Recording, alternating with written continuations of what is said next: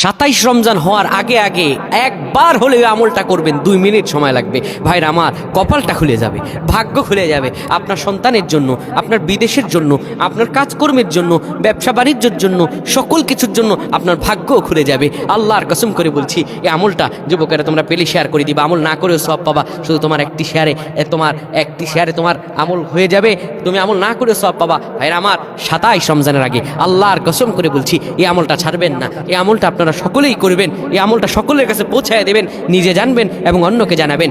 যত মানুষ বিপদগ্রস্ত আছেন, যত অভাবে আছেন, বিদেশে থেকে দেশে আসতে পারতেছেন না, বিদেশ যেতে পারতেছেন না, বিপদের উপর বিপদ লেগে আছে, 27 রমজান হওয়ার আগে আমলটা করেন। 2 মিনিট সময় লাগবে, বেশি না।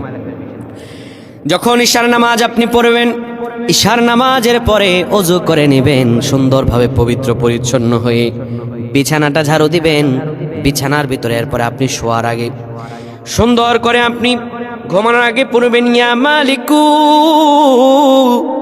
ইয়া মালিকু 100 বার পড়বেন। এরপর ইয়া খাবিরু 100 বার পড়বেন। তারপর একবার দুরূদ শরীফ পড়বেন। এরপরে 2টা হাত তুলে আল্লাহর কাছে যা দোয়া করবেন, আপনার দোয়া করতে দেরি হবে, আমার আল্লাহ কবুল করতে দেরি করবেন না।